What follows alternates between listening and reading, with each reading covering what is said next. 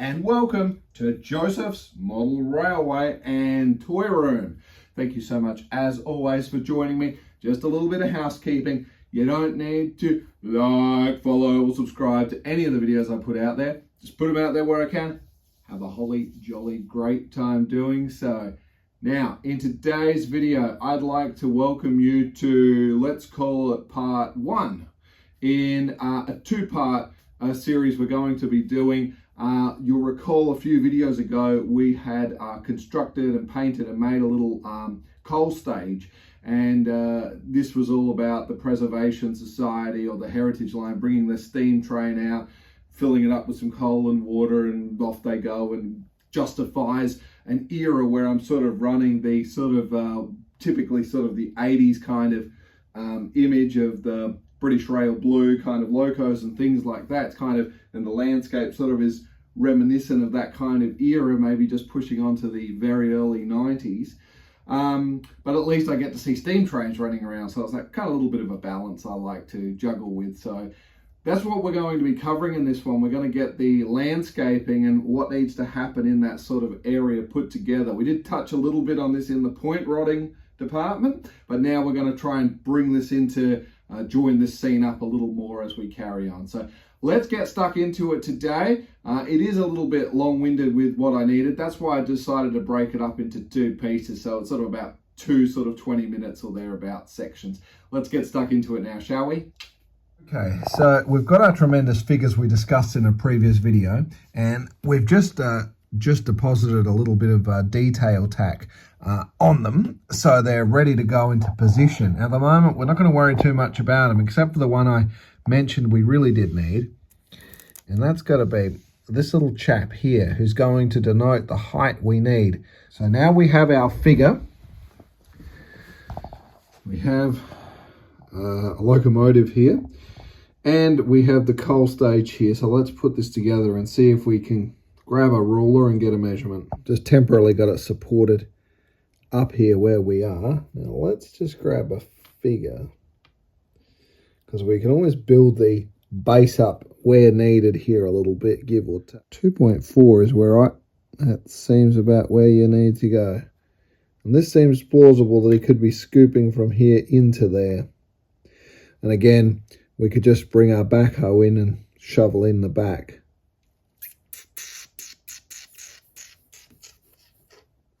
Let's just bring you in on the other side for a minute. Now, I don't have a problem about that height, but this is how much we'd need to build this up, which seems a little disproportionate, to tell you the truth. I'll have to check that out. Yes, that is a bit of a tough one. It is just a fraction too high. We've got to somehow make this fit into the scene. So it's off to do a little bit of research, and yes, there's always seems to be a bit of elevation. Obviously, we're not a big enough operation for a coal tower to drop it down. But then all of a sudden, yeah, a bit of an embankment. I don't have a lot of room, but yes, what about a little embankment like this shot? Let's explore. Feels like almost a year ago, or not that far away, since we were last on the hot wire cutter, but I think that's the plan of attack. What we're going to do, you'll notice probably just in the photo, there's this timber lip here. You would have seen it when I taped it off, because I wasn't sure what I was quite going to do, so I left this neutral section for various reasons, up to and including keeping tools and bits and pieces in there. But bringing it out, first of all, we're obviously going to have to cut it down to the right thickness to bring the heights up to where we need. But first, I found a nice strip. This will do reasonably nicely. We'll recycle this bit. We're going to not get too far. It's not going to come any further than what you can probably see to here. And we'll carve it out. We'll mark it out at about 6 centimeters. That's as far as the landscape wants to go down. And then what we'll do, we'll just terraform it back, make a little cut in for this. So this is both elevated and also has a bit of a slope. So its floor seems somewhat plausible. And we'll just bring this bit up just a fraction here. Will we carry on down the rest? I don't know. Let's get that hot wire cutter out and start shaping this down to size. Just bringing it back a little bit past the 6 centimeters. That gives us just a little bit more room to work with. And we can of course easily trim that back as necessary.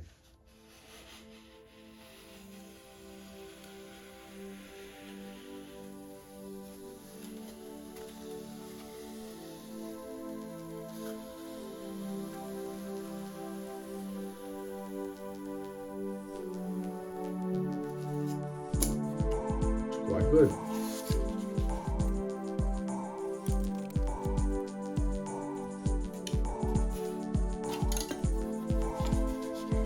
This hot wire cutter, for $10, $20, you get it in a kit with what you need. I ended up with two, but this may be the best $10, $20 you're ever going to spend if you're going to work with this. I constantly see people on channels, even some of the more pro style channels, that are using saws with this. This really is the way to go. Well, still, good luck to them. Anyway, let's start creating something here. The first thing is we're going to take a little bit out of this bottom.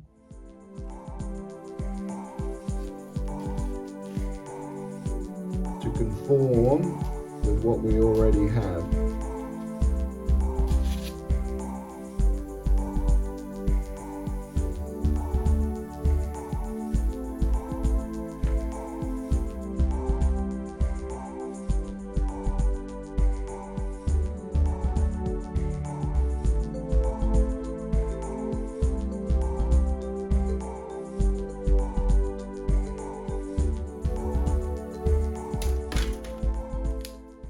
In one hit, before we even start sanding, what a tremendous slope we've already got to start working on.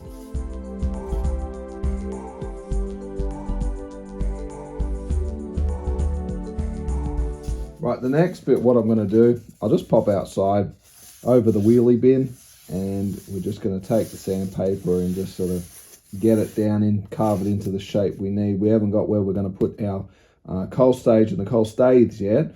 We'll do that, but first of all we want to make sure it's all fitting into place. We'll go from there. You're not missing much, you've seen it all before.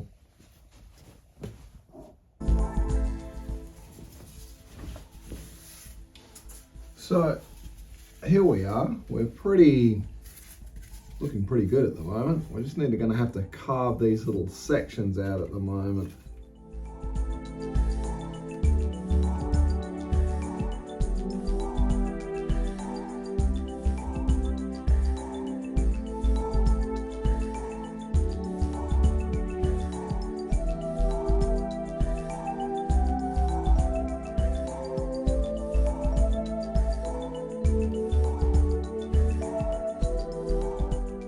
I was going to keep them together, but I think we'll have a little bit of a gap between them.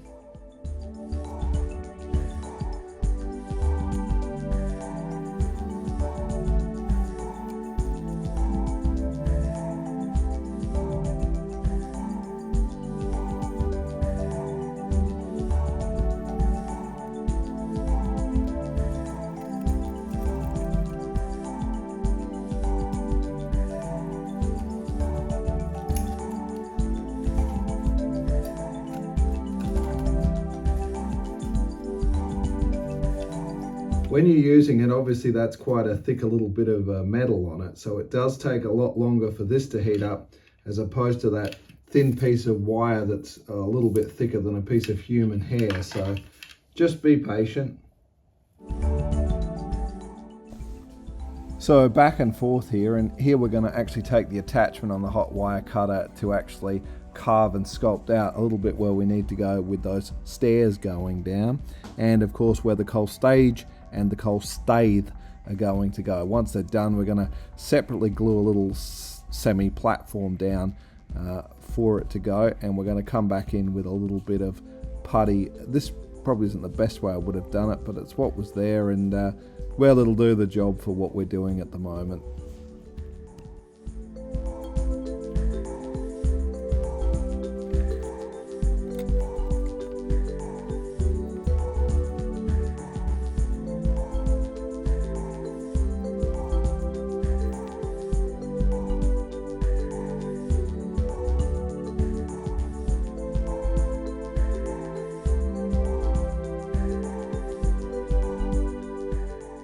Well, here we are.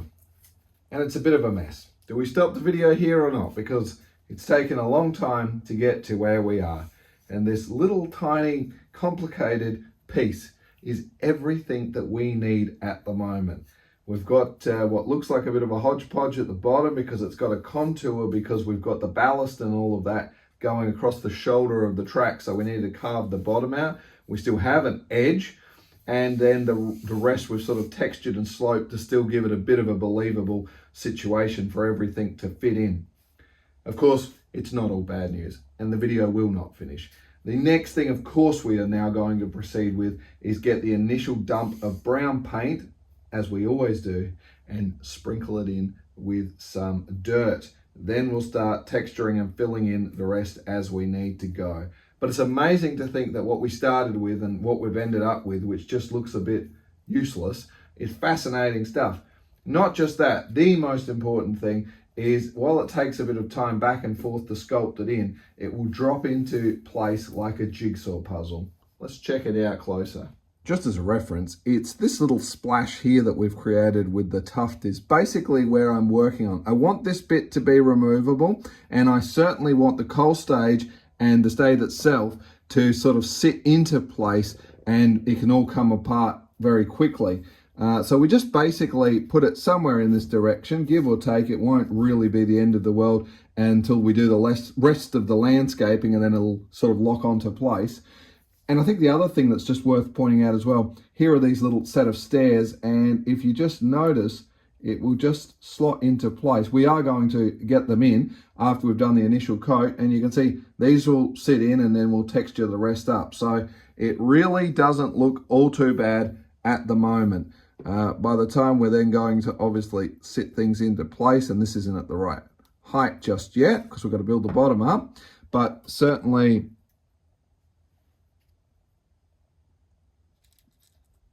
this is exactly where it needs to be height-wise, which is what we're, of course, working on. Very believable. That was the entire point of this little exercise. Let's carry on. Well, let us get started, shall we? Now, I do want to recycle the dirt that we have. The color, for those of you playing along at home, as usual, I'm using a swampland. It's just a sample pot I get made up. I have diluted a little bit with water because it's my last little bit. It took us about 3 pots of this to do the entire layout. So you can see how things have sort of timed out well, but I will get another one. So I put a little bit of water in there to get it going. Now, the other thing is the dirt. Some of you may notice that the dirt seems to have changed color. Well, not really. I don't have a lot left. So this is actually a bag of topsoil I actually had for dressing the lawn with a few sections, and just seemed easier to scoop some out. So into the oven it went. We want to go to about 180, 200 degrees for at least 20, 30 minutes. Don't go any higher. It's going to scorch and give you a nasty smell, and happy wife, happy life would not like that. So it is a little bit dark. It doesn't really matter in my situation. We just need something to go down. And of course I did grade it down. So you can see we've got the bigger bits and then the finer bits, but you'll probably still see me use some of the littler bits. I'm going to try and just sort of start to initially grab a bit of fill around larger areas here, and just to give it a little more texture. We are going to get static grass and things on top, but this is really just a base layer at the moment because things are pretty bad. And the other thing you're probably going to notice me do, so I'll fast forward it a bit here, but I'm going to snap up a few little sections of this, and I'm going to raise it up as I put the dirt on. I want to recycle it. I'm hoping that I won't need any more dirt for the layout at this point, but let's get stuck into it, shall we?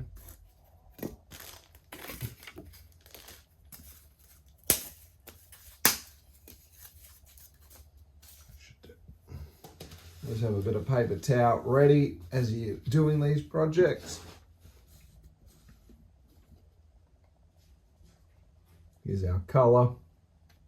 There's no science in this bit, of course, other than I will just say, just on the back edge, which will hit against the cabinet, we're just gonna, we will brush across the back top there because there's an ever so tiny little sliver that you can actually see when it's done, and you would certainly be regretting that if you didn't do it. I do want to also say that is a little bit of just putty there. I probably wouldn't have used that. I got another idea. We're going to sort of finish that up a bit better. But in the interim, all I wanted to say is that it's still a little bit moist. So we'll glide over that at the end with the brush. Again, usually I'm pretty liberal on this first layer.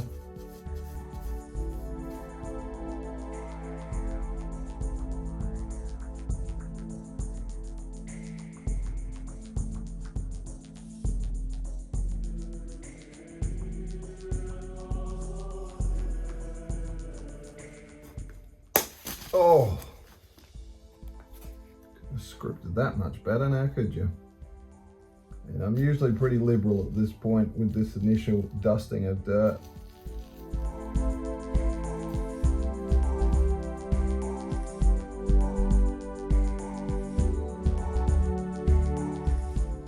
And you can just see this flicking action. Well, that's because I'm trying to flick it up against the bits that I've carved out that would sort of be a bit of a sidewall edging to it. I could flip it up, but we're just going to do it this way. It fills in the blanks nicely.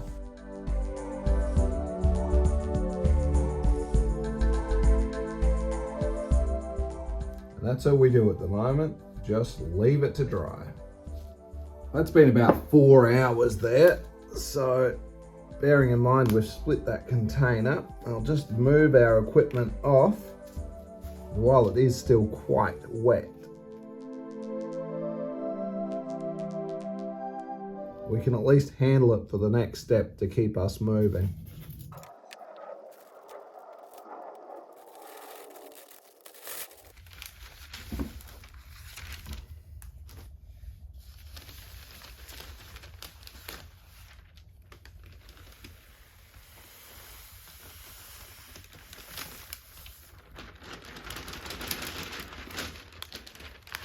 If only everything in life was that easy.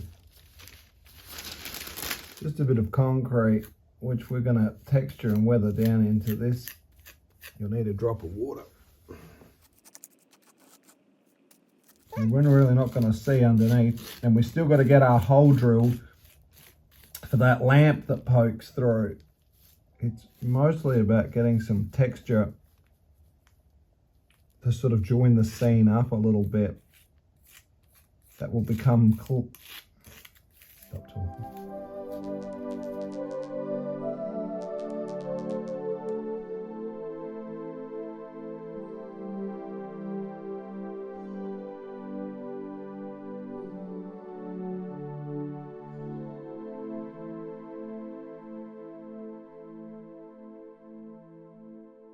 Well, girls and boys, ladies and gentlemen, thank you so much for joining me in this one. What a stinker I am. I didn't even sprinkle on that static grass where, as we always talk about, that's when that landscaping really transforms and takes shape. But it would get a bit too long. So, of course, we are going to stop it in this one and pick it up in the following video. So you don't have to wait too long there. Of course, in this one, it might seem always a bit boring when we're doing the initial earthworks. I'll never forget, I absolutely adore this picture as seen here, which was the title video for when we started doing our bowling alley and doing the earthworks. And it might always seem a bit boring, but probably the single biggest amount of time is making sure that the modules actually shaped and carved and fit into place. So I was back and forth on that hot wire cutter far more times than I actually snipped through there. I'm sanding it, I'm getting it back, making sure everything just will lock into place.